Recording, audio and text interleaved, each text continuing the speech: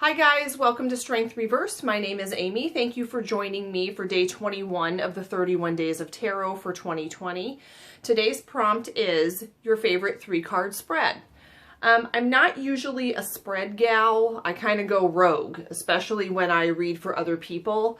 Spreads that I use for myself, I find helpful because it helps me be a little more objective. Especially in a heavy-duty reading. Otherwise, it might be like a new moon spread or interview your deck or something like that. But when I read for other people, what I like to do is start with the first 2 cards of the Celtic cross. So what covers you and what crosses you. That gives me a snapshot of where the querent is right now and what the situation is at the moment, for better or for worse. And from there, questions come up, and that's how I know what cards to pull and what questions I'm asking. A lot of times, though, a querent will want to know about a relationship. And so after those first 2 cards, the way I start many relationship readings is with this 3-card spread. I call it the mini lover spread, but I don't think that's what the person who invented it called it. I got this spread years and years ago off of Angelo Nasios' YouTube channel, and I thought it was so long ago, I wondered if I made that up, if I made up finding it at his channel, but I found the video yesterday. I will link it below, and he got it from Janina Renee. She is the author of this book, but this is not the book where the spread originates. The name escapes me. But he tells you the title of the book in his video. And this video was from 2008. I think it's one of his earlier ones.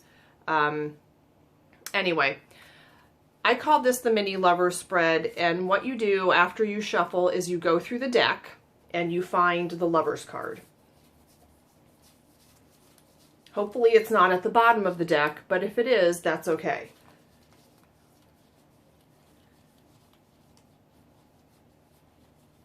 Come on. Okay, here it is. So here's the lovers, and I'm going to get the card that's on top of it and the card that's behind it. And if the lover's card was the last one in the deck, you would just get the preceding card and then the bottom of the card at the bottom of the deck, at the other end of the deck. So then that would be the next card. I lay the cards down from left to right, so the card on top would be on the left. For me, the card on top on the left is the querent, and the card on the bottom would be the other person in the relationship. And when I pull this little spread, it gives you some juicy information, because a lot of times how the querent has represented the relationship is very different from how the cards are representing the relationship. So this would be how they view the relationship right now. And directionality is usually pretty important in this little spread.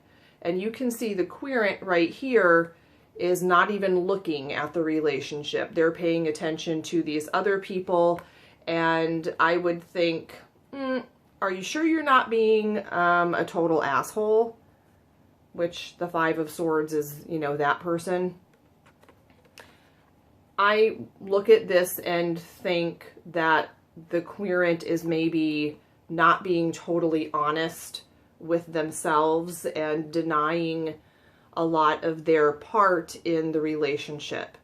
When I look at this, I think what the querent has probably told me is that this other person, something's wrong with them, that they are a little bit distant and they seem to be pulling away from the relationship.